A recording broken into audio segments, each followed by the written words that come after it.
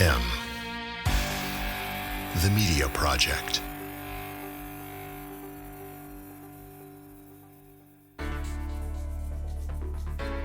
The Vermont Technology Alliance. The VTTA is the only statewide organization focused on Vermont's tech business sector and entrepreneurs. Our business members are Fortune 500 companies, startup founders, small business owners, and soloists. We provide advocacy, recruiting of tech talent, events, and other networking opportunities.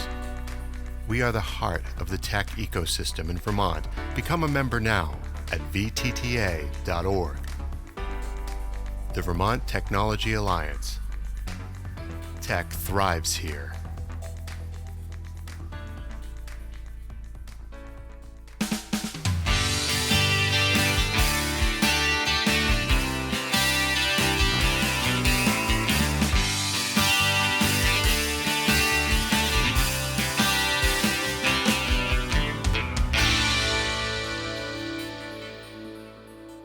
Well, good evening, ladies and gentlemen, and thank you for joining another SMG's Are We Here Yet podcast. We have a veritable party in the virtual studio tonight.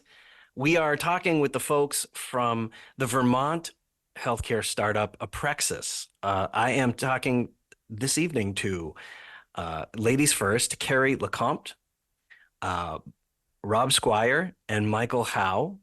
Who I will each let individually introduce themselves and maybe talk a little bit about themselves or the company at their choice. But I first want to say, ladies and gentlemen, thanks for being on the show. Thank you. Thanks for having us. Who would like to get started? Who can launch right away into telling all of our listeners a little bit about the business? Well, I'm going to say I'm Rob Squire. I'm going to let Carrie first speak about the goals of medication therapy management, because that's what we do. And then once the audience maybe has an understanding of what it is we do, then maybe it would make sense to back up and say, how did we get here? Right on. That way there's a little context to what we're trying to achieve. Sounds good, Rob. So I'll give a kind of elevator pitch about what MTM is. And then we'll work backwards from there. So medication therapy management is the terminology for MTM. And it's a service that's provided historically by pharmacists, although other healthcare clinicians can provide medication therapy management. But because pharmacists are very well versed, highly trained in medications, it makes sense for pharmacists to deliver this kind of service. And what it is a pharmacist meeting with a patient. Oftentimes, a patient can have chronic conditions such as type 2 diabetes, hypertension, high cholesterol, etc. They don't have to. They can be on a couple over-the-counters. Anyone really can benefit from a medication therapy management consult. But traditionally, you have patients who have multiple medications and who are suffering with multiple chronic diseases. And by meeting with the pharmacist does kind of what an old terminology used to be called as a brown bag review, where the pharmacist looks at all the patient's medications, all the over-the-counter medications, all prescribed medications, herbal supplements, anything that the patient might be taking on a routine basis, and really dig into the details of why are you on this medication? How do you feel on the medication? Is it helping? Is it hurting? Are there side effects? Is there a better opportunity for a better medication? Do you need to be on this medication? And really just getting, like I said, into the details of each medication, why it's prescribed, how it's prescribed. And at the basis of it is providing education of medications and what they're used for so that the patient understands it. And if going well, can continue use. I think that one of the big struggles that we have in our nation is that when you go visit your healthcare provider, your primary care physician or your mid-level practitioner, that everybody is so limited for time that it's very hard to get into kind of the nuts and bolts of what your medications are, what they're used for, et cetera. And you might have a 1-year annual review with your provider where you go through everything. But other than that, your visits with your PCP are very targeted. So you might be on a proton pump inhibitor to treat your GERD, your reflux, for years and years and years, because nobody told you that really you should only be on it for a few weeks and then taper off of it. So anyway, back to MTM consult, the pharmacist goes through, all the medications with the patient, and together you come up with a collaborative approach to moving forward, which provides, which often entails recommendations to the provider, to the patient's provider, advocating for the patient on their behalf, helping them navigate the healthcare system, and working with them as they, kind of progress through their medication regimen and their lifestyle. This has to have become no less important right now, because the sheer number of medications that somebody gets on as they age seems to be pretty rapid fire increasing. There's always a pill for that. Yep. And every pill has a side effect. So now, Rob, you were about to mention. Well, Carrie did a great job explaining what MTM is. And, the question is, I think what we want to really communicate to people is how underappreciated the need for this practice of medication therapy management is, and out there, because the statistics are really quite alarming, and many people don't know that medication misuse, and that would be one way to just describe it, is really a pandemic. Non-adherence to your medication is a pandemic, because there are statistics like 4 in 10 adults in America have 2 or more chronic conditions.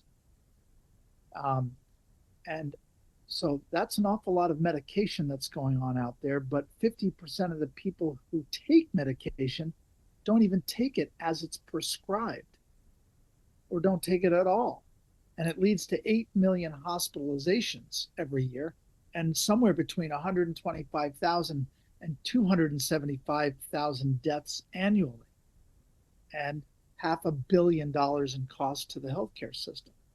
So you can imagine that having somebody like Carrie going through your medication regimen to identify what your barriers are to becoming adherent to the medication that's been prescribed, and optimizing that medication therapy so that you're really on what you should be on, is a real opportunity for increasing health wellness for the patient and decreasing costs for the overall healthcare system. It should be done far more than it is. That is our philosophy, and we're trying to make this practice available to more patients around the country. So folks maybe are on medication that they either take incorrectly, or it turns out they might not even be taking them. How do you? I've got to imagine there's this huge challenge where this is happening in their daily lives outside of the system. I mean, how do you get people to take their medication as part of this management regimen? That's my words, not yours, in case I'm mischaracterizing it. Yeah, a lot of ways to do it, but I just want to say, because Carrie's a pharmacist, she can tell you about how. Oh, so she's got all the really good stories. She's got all the really good stories, but I just want to say, and then I'm going to hand it over to Carrie, is that pharmacists do so much more than stand behind a counter and dispense medication.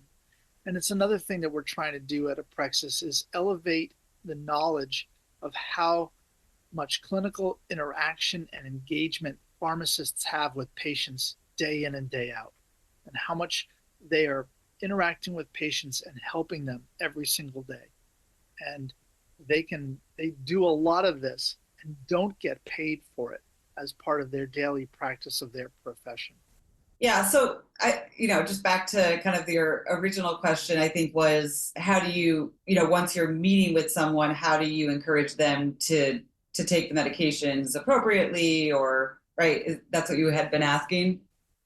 Essentially, and how, like, there's a part of managing this. I understand why Aprexis exists now a little better than I did a moment ago. And there's this element in there where how do you reduce somebody's misuse or lack of use thereof, right? Because they leave your door, so to speak, as a pharmacist, and you're not entirely in control of their behavior, right? But we want this information to empower them, right, to make better decisions, I think, right? Well, I think that's really kind of the root of it is often the patient is not sent out the door equipped with the right information or any information, and it takes time, and it takes a two-way conversation for patients to understand what the medication is being used for and why. And I think that when you can educate someone, you can empower them to be better advocates of their own health. But that takes time, and we are pressed for time in our healthcare system as we know it today. Everybody across the board is pressed for time. The pharmacist dispensing the medications, the providers doing 15-minute visits, the emergency rooms coming in and out, you name it. You wait 6 months to see a specialist. I mean, there is just not enough time to really help people understand why they're on their medications and why they're important to stay on them or adjust them or change them. I mean, I think if you can take that time and slow things down a little bit,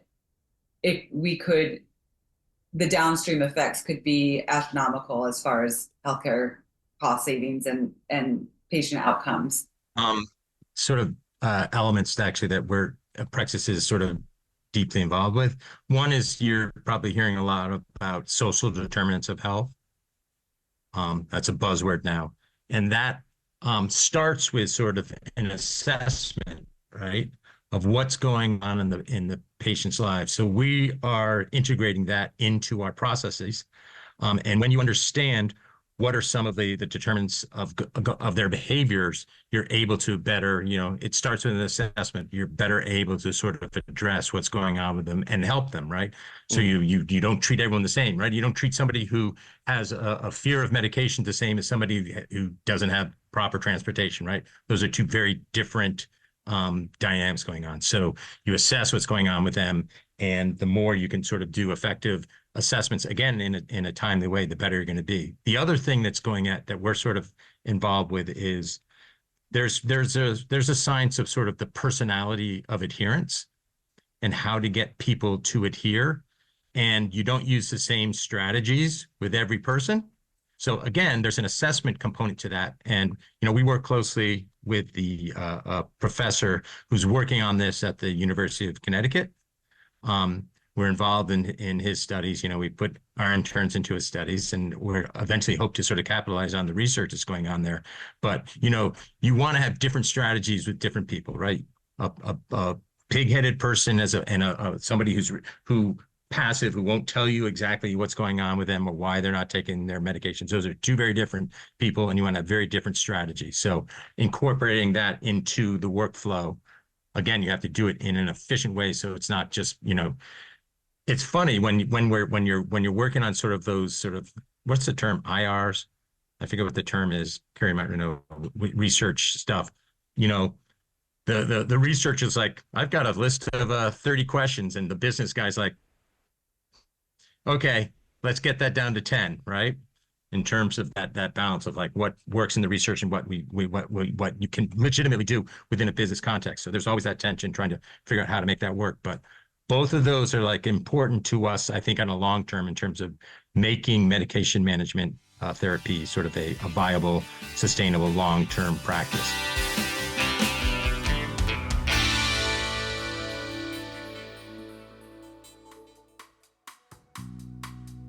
Breaking Housing Matters is a national housing initiative designed to build housing profitably. It is a first-of-its-kind initiative currently being piloted in Vermont, USA. BHM brings multiple key stakeholders from the housing development ecosystem together to solve the dual issues of affordability and profitability. participate in an all ships rise approach designed by a multiplicity of internationally recognized experts in development, economics, housing, and governance. Learn more and purchase the book Custom Made Housing for a New World Disorder by BHM founder Peter DeCrassel at breakinghousingmatters.org. Press and program inquiries should please contact our agent at scott@smgravesassociates.com.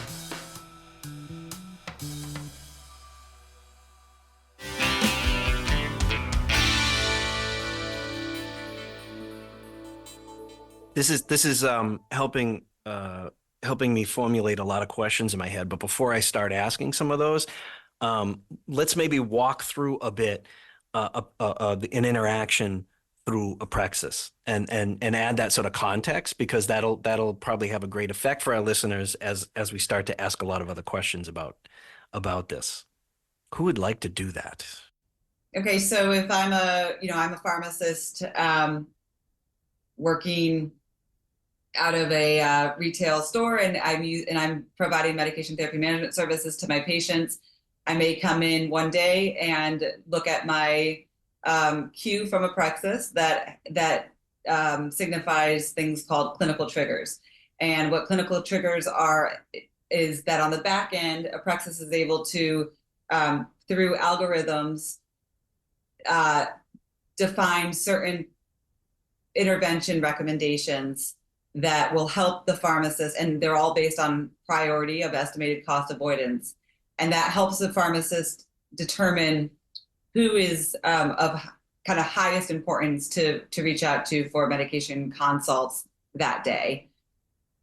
So you get these alerts, recommended interventions, and then the recommended interventions have options for the rationale behind the intervention and the guidelines to support that rationale. So for like a really easy example, it would be, I have a patient who has type 2 diabetes, and based on the claims data that Aprexis analyzes, we don't see that patient on a statin therapy.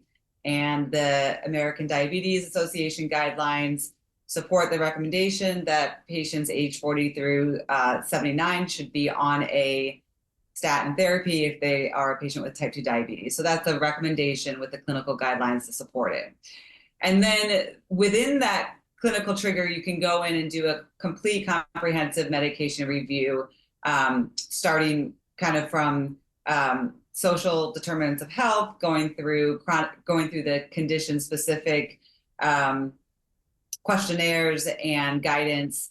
And what I like about the platform itself is that you don't have to go through a stepwise approach the way that Aprexis designs it. You can kind of go in and out of it the way that you are interacting with the patient. Meaning if you start talking about the patient's diabetes and the medications that they're using to treat their diabetes, and then they start saying that, oh, I actually am not taking my metformin because I get really bad diarrhea from it. And then, you can kind of like go in and out of the chronic condition evaluation as the flow of the conversation goes. So that's interesting. That actually allows you then to, in real time, give an additional information, because you're having a verbal interaction with a client. Exactly. With your patient, you can find out more information. It's not like a static sort of indicator comes to you first thing in the morning, tells you here's what you need to tell the patient, and you're done. It'll actually it has that kind of smart flexibility, if you will, to allow you to have a conversation with them and really narrow down the right way to. Yeah, we call it. It allows the pharmacist to use their clinical brain. That's sort of the tight way to sort of refer to that. Nice. Yeah, and the platform, so prior to coming and working with Aprexis, I had spent many, many years where I had developed my own kind of MTM program, and everything was done very slowly by hand. So I didn't have a platform to work off of. And in that time of my career, I spent a lot of time researching opportunities for utilizing platforms. And what a common theme I saw was that the platforms would kind of put you into this rabbit hole where the pharmacist just had to check boxes before they could move on. And it was really frustrating because you couldn't actually have a nice flow conversation with the patient where you're getting to know them and getting to the root cause of the problem, because you had to focus so much on asking these questions to check the boxes in order to move on to the next part of the platform or the next part of the consult. And so Aprexis' ability to allow pharmacists to flow through the consult at their own speed, at their own pace, at their own way of the conversation is going, is conducive to a positive experience both for the pharmacist and the patient. How much of the design of Aprexis was directly taken from, and then the second part of that question is, how did the actual design go from? So was it how much of it was pharmacist focused and taken directly from the experiences of pharmacists? And then how did that get turned into the technology, right? How does all that information and that human experience get turned into a technology that helps to turn it around and turn it into a great human experience? It's a lot of time talking to Mike and our tech team about this is what I wanted to do, and then them doing their magic behind the scenes of kind of making that come to fruition. But I think that kind of back and forth piece of this is as a pharmacist who's done MTM, this is what I want it to do, this is how I want it to flow, this is what I want to see, and then them kind of designing it on the back end is just it's a real magical thing. But I'll let Rob and Mike speak to kind of the initial implementation and design of the platform. Yeah. When you use the word transitions, that's a perfect sort of word for Aprexis, because Aprexis has gone through a lot of twists and turns and transitions. And actually, Rob is the one has the longest sort of affiliation with Aprexis. Rob is the true founder. I jump on and call myself a co-founder, but I'm sort of a co-founder of the reboot. But also I'll take a crack at it and then Rob can jump in. Aprexis was built with a large team, and it was a multi-discipline team. So we had population health experts, we had pharmacists, obviously, who were largely coming from the Pharmacy Society of Wisconsin. We also had health plans involved, including United Healthcare and a bunch of other health plans and actually the Wisconsin Medicaid. And we had academics involved from the University of Wisconsin. So it was a big group of stakeholders. And largely the technology was built using as part of a CMS innovation grant. And it was a $1 billion innovation grant. So all of those players came, and MTM had been around for about 10 years when we started, because it got mandated into law as a regulated sort of service that Part D plans have to have an MTM program. We can go into that if we want later. But so Aprexis came to the table and saw the programs. And one of the programs that, like Carrie's sort of mentioning, was kind of what I sort of think is the Marixa model, was this wizard. You get caught in it, you can't get out of it. You have to just go keep plowing through without sort of, put your blinders on and do it. And you can't sort of work off of the workflow. So a rigid workflow. And there was another company called Outcomes that had built something. But so we could, as a group, at that large group, could look at what the existing things were. Let's build a better mousetrap. So that was what was sort of what, and obviously I forgot to include software developers at the table, right? Actually, they were important to the whole piece. So it was a pretty large group effort in terms of building it. And so the foundation was there. And what Carrie's talking about is sort of like the modification, the refactoring, and the ongoing sort of like keeping things fresh as things change, sort of shifting pieces, building out new sort of modules to meet sort of market demand, because we're just scratching the surface of what MTM is, A, and B, we're in 3 different population groups. We're servicing the entire sort of health plan spectrum, right? Employer groups, Medicaid, and Medicare. And they all have sort of slightly different dynamics that are going on there. So you can have the same foundational piece of technology, but it's getting deployed and has slightly different elements into it in terms of meeting that market. Well, I was just going to add that in some of our earliest days, we were working with, as Mike said, the Pharmacy Society of Wisconsin. I want to just, do a shout out to the Pharmacy Society of Wisconsin because they're very active, vibrant pharmacy community, and they're doing a lot of, and always did do a lot of really interesting things. And so they created this initiative called the Wisconsin Pharmacy Quality Collaborative, the WPQC, and they set out to prove the efficacy and return on investment of this practice of medication therapy management. And so they brought all the health plans and all the pharmacies together to drive this initiative, but they didn't have a technology platform to facilitate the communication and the data flow. And that's when Aprexis stepped in and said we would build this for them. And that really was what launched the company. But it gave us access to all the different parties in its earliest days in order to really truly be a platform that was designed by pharmacists for pharmacists. And that was in its earliest incarnations. But that's how some of this really got launched. I want to ask you guys, like, how this is to say the least, a fairly unique and fair to say multifaceted design process, right? And it's not as straightforward as some other solutions processes. And I'm just really thoroughly interested to know what you learned through these different ins and outs, these different iterations of the design. Well, can I jump in? Because I'd love to answer that because I just, there's an old saying, and Mike was quoting it the other day, but some people say healthcare is where great software companies go to die. And that's an awfully pessimistic statement. But it comes from the frustration of creating something that just has the burden of being complete as you go to market. In other areas of software development, you can iterate, right? You can put out a version, put it out on the market, you get feedback from your users, then you do a new draft, you put it back out and it grows and your community is building it, and you're in this elliptical loop of build and feedback. And that's very difficult to do in healthcare because lives are at stake, right?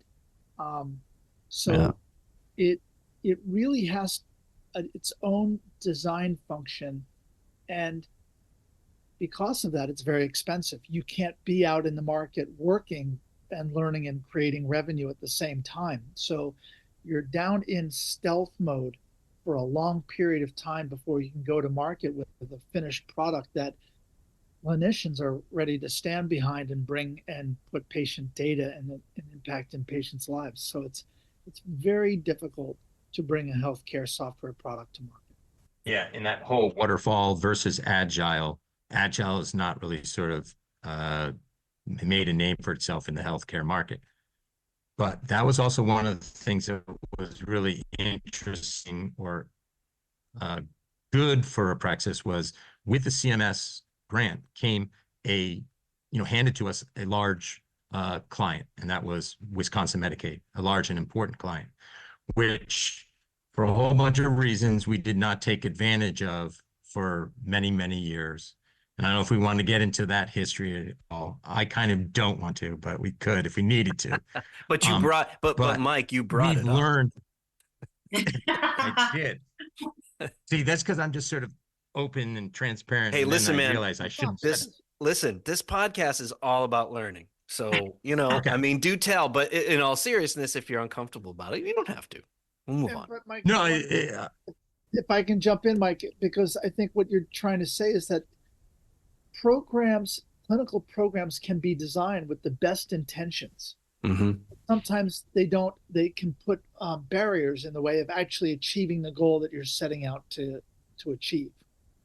And I think that's what Mike didn't want to go down, because there were some barriers in the design that allowed for best practice, but it wasn't put there for any particular reason other than folks thought that was the best way to do it. To be honest, what I didn't want to go down was to get into a 10-part series, because the Aprexis could be a 10-part series in terms of the learning of things. Yeah. But what Carrie was talking about when she said, I love sort of like doing this, and Mike and his team does their magic, is agile.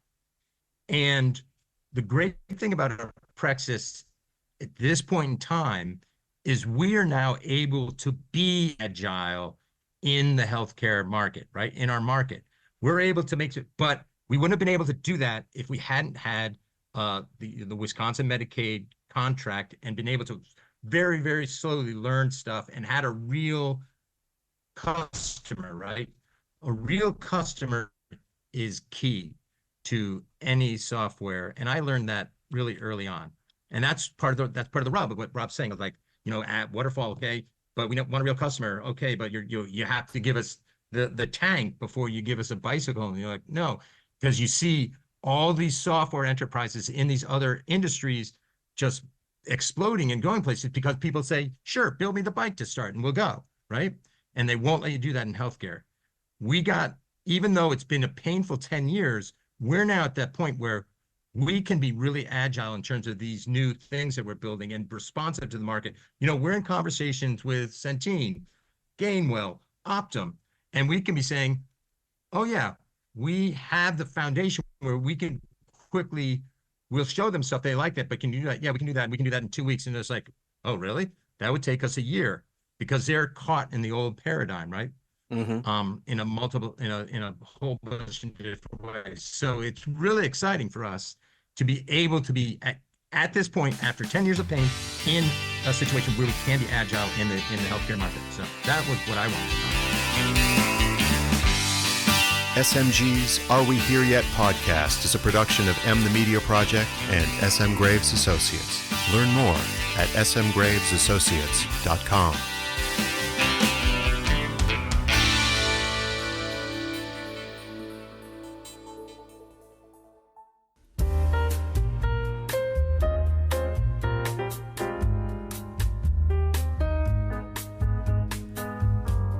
And now in the jazz room, we met pianist-composer Orrin Evans at the Pittsburgh International Jazz Festival. In part one of this interview, we talk about his CD, The Red Door, the meaning of red, the jazz train, and jazz elders. Now, enjoy the show.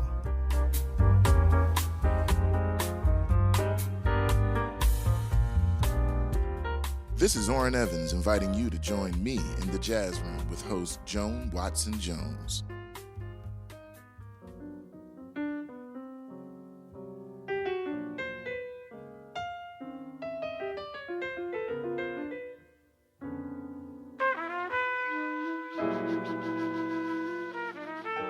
Hello, welcome to the Jazz Room. I'm your host, Joan Watson Jones. Thanks for stopping by. Come in, relax, enjoy some great jazz. Each week we present the music of independent jazz artists, as well as those we've grown to love through the years. And yes, of course, the legends. Today we welcome pianist-composer Orrin Evans. We met before his set at the Pittsburgh International Jazz Festival. In part one of this interview, we'll talk about his CD, The Red Door, the meaning of red, the jazz train, and our jazz elders. You're listening now to Feed the Fire. Enjoy.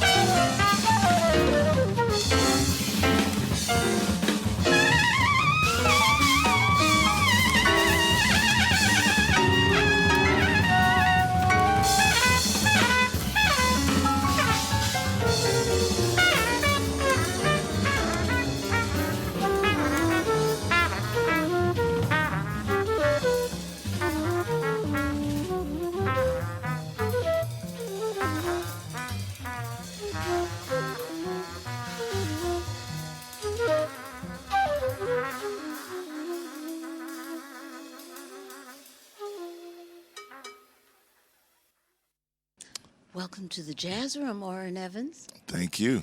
It's a pleasure to be Thank you so here. much for taking the time before you start performing at the Pittsburgh International Jazz Festival. Thank you. It's a pleasure to be here. And I'm so happy to meet you. And I hear you were on the jazz train. Let's talk about that first. The jazz train was awesome. You know, it's an idea that honestly came to me through a friend years ago. And I'm not sure where they were going. It might even been a wedding party or something. And this is over maybe 30 years ago. And she said, I'm going to put a trip together and we're going to go on Amtrak and we'll just have a whole car to ourselves. And I said, wow. She said, that way you can do whatever you want in the car. And I said, oh, wait a minute. That sounds like a good idea. So I called the band track and talked to Janice from the festival. And it was awesome. You know, it was definitely getting it together to figure out getting people leaving from 3 different locations and getting people on the train and getting the instruments on the train. And then how to do it next year, because it's a big train. So you had performances. Oh, we played at least 3 of the 3 hours of the 7-hour trip, and then we did jazz trivia and gave away some awards and stuff and prizes. People talked and we met because everybody didn't know each other. It wasn't like we're all on this train together. This was definitely people from all over the world. Some people flew in and then jumped on the train. So it was it was not a relaxing train. I'm not going to say get on this train and go to sleep because it was a party train and it was a lot of fun, you know. So we really enjoyed it. So where did you take off? And New York, Newark, and Philadelphia. And then we got the instruments on, which was all on in New York, and then some people jumped on in Philly later as far as the musicians. And that little area when you get on Amtrak, where it's the little area up front, normally for handicap, is where we set the band up. And it was beautiful, and Amtrak was amazing. You know, you had 2 different conductors, and one conductor was just keeping the party going on the microphone and everything. The second conductor was a little more tame, but definitely welcoming and inviting. So it was really just special. Oh, that sounds like fun. So much fun. All right, now, you have a new CD. I do. What's it called? The Red Door. And tell us about it. Tell us your concept and what you want to do. Well, growing up, I grew up in the Church of God in Christ, the Kojic Church, and spent a lot of time. I'm the youngest. So in the last part, it was just me and my mother most of that time. And going to church every week with her. More than that, we were going to church 8 days a week. So it was like we're going and hanging out. And so I learned a lot, but I also learned a lot of fear that is put in us as a people that with no true answers. So by that I mean red, which was, and you know, I grew up into some different colors, but red was my favorite color as a kid. But red was dark, you know, in my family. You know, it was like, oh, don't go near that red. That red light means it's a brothel. That red, you know, everything was dark. Red was the devil. Everything. So I'm like, well, I like red. So it took some time for me to say, you know, let me see. Red is also Valentine. Red is also our heart. Red is also, there's a lot of joy in that beautiful color. And so the red door signifies the opportunity to open that door and see what's on the other side and not, you know, live it within that fear that we're taught. That's just based on, when I use this word, I don't mean it to be harsh, but it's just based on ignorance. We don't know what's on the other side, so now we're scared of it. You know, we don't know what that other religion is about, so we're scared of it. We don't know what that person from another country is about, so we're scared of it. And this really is about opening that door and seeing what's on the other side. And that's how I look at music. You know, there's other people joke with me because they're like, you're friends with all the different musicians. And it is, you know, I'll have 5 different bass players that I love at one party. And people don't do that. You know, you normally hang with the 1 or 2 people that you in your band. And I'm like, no, I want to get to know everybody. So it's really, I know what you're saying. You know, I know what you're saying. I'm in the music thing myself. Yep. And it's interesting to hear how your family had that red in my family too, my grandmother, you didn't wear red shoes. Yep, exactly. Exactly.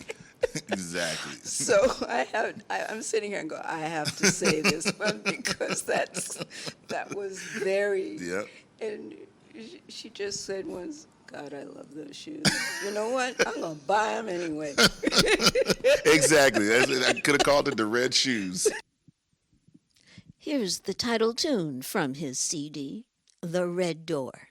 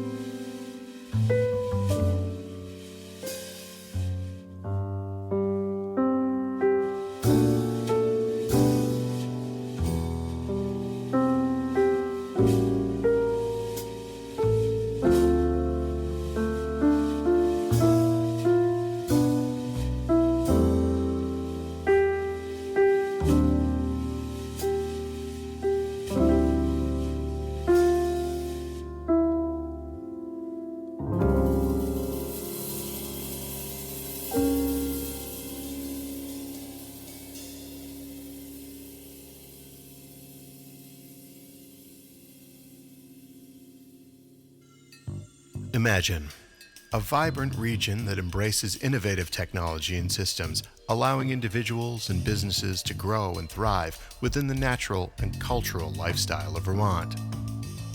Imagine the Black River Innovation Campus. Our community includes business and technology programming, co-working and technology tools, and other exciting experiences that are quickly creating an outsized impact to our little corner of northern New England here in Springfield, Vermont. PC Mag rates Springfield, Vermont number 8 for the best work-from-home cities in the U.S. Join us in Vermont. Begin your journey at bricvt.org.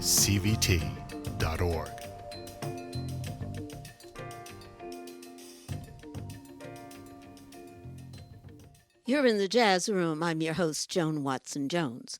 We continue with our interview with pianist-composer Orrin Evans at the Pittsburgh International Jazz Festival. Now that we're talking about your family and so on, when did you find the piano or the piano find you? Well, I grew up around the music. My mother was an opera singer, and then my father was a playwright and a part of the Black Arts Movement. So I was around the theater and performing, so I didn't know any other thing to do but perform, whether it was poetry reading, storytelling. Point was I was going to do something performing. I was going to be on the stage. And then there was always a piano in the house because my mother would practice with different pianists. My father played a little bit, as a hobby, and then my sister was the main one taking piano lessons. And I just would bang on it, and make up songs and stuff. I didn't really, at the early part, I didn't want to learn to play the piano. I was riding my bike, it was all about riding outside. But when my parents separated, we moved from Trenton, New Jersey to Philadelphia. And we moved to a neighborhood that was filled, my little short block was filled with all retired, vets and people who worked at either the mill or worked down at the shipyard. Everybody didn't want any kids on that block. And I was 11 or 12 years old living on that block, no kids. So I came from Trenton, New Jersey with a kid-friendly block to move to Philadelphia. And I didn't have the bikes anymore, people to ride bikes with anymore, but the piano was there. So that's how my love started for it again. Like I played in Trenton, but I wasn't serious about it. But when there was nothing else to do, I looked over and I was like, okay. And I went and started playing the piano more and started studying with Charles Pettaway, who was one of my mother's accompanists at the time in Philadelphia. And then I went to a school called Girard Academic Music Program, which was like the performing arts school in Philadelphia. There were two, and this was the second one. And I just found misfit people like me, little kids that wanted to figure out how music was made. And that started the journey. Up next is Smoke Rings.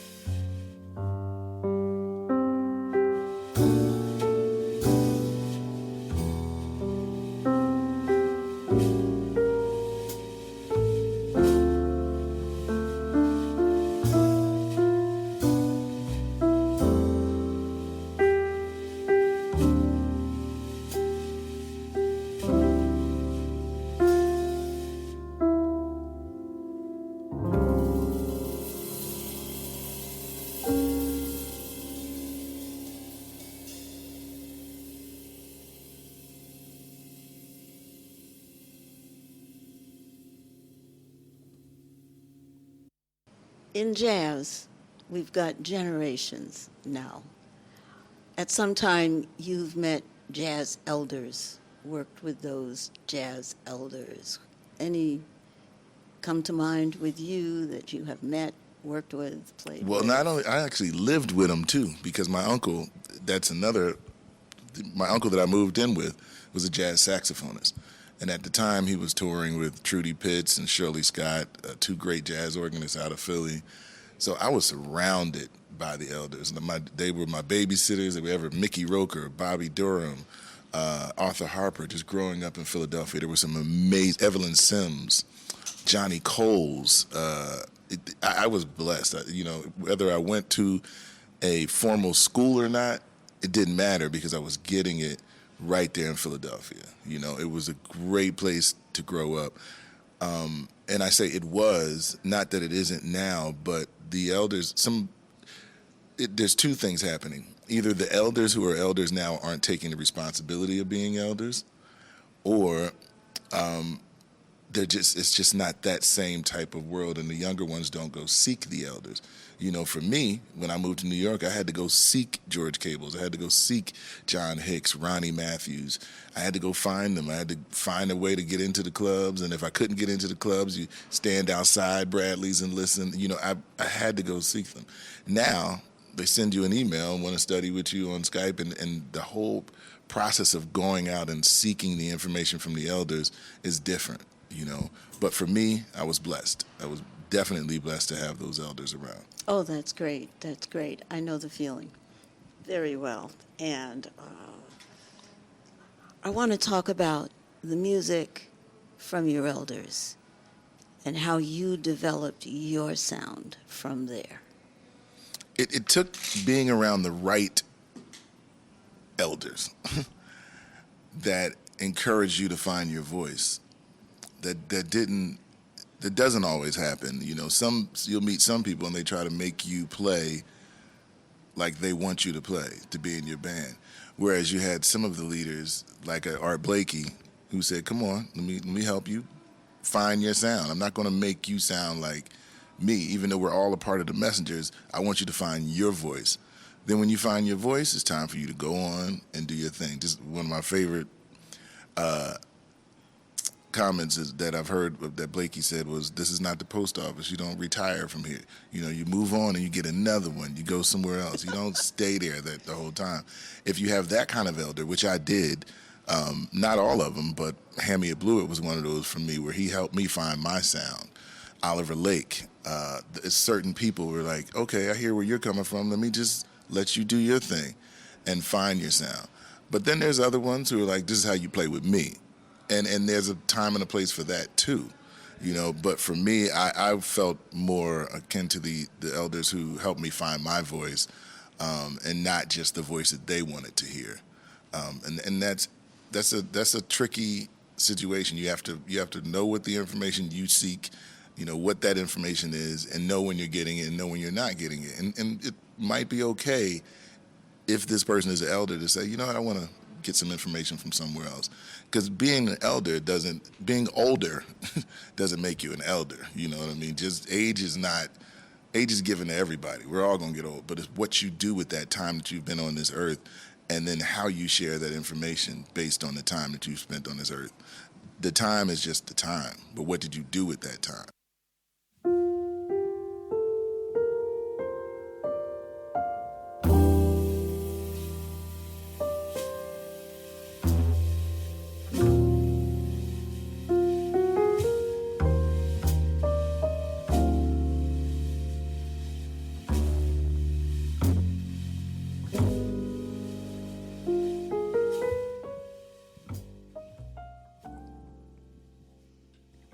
Finally, here is All the Things You Are. In part 2, we'll talk more with Orrin about his original music and the musicians on his CD. Learn more about him at orrinevans.com.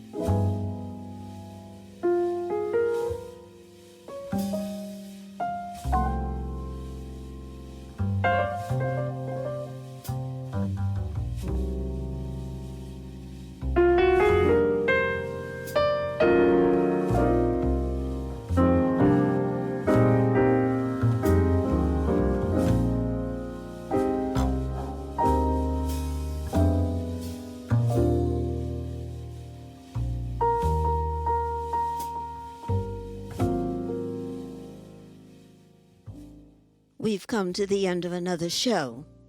Thank you for spending time here with us in the Jazz Room. You may see photographs of Orrin Evans and many, many more jazz artists on the Jazz Room page of my website, joanwatsonjones.com.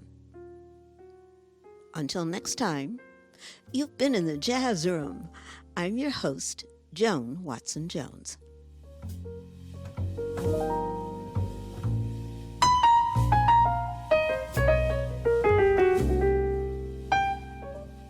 The Jazz Room is distributed by M the Media Project and SM Graves Associates. Learn more at smgravesassociates.com.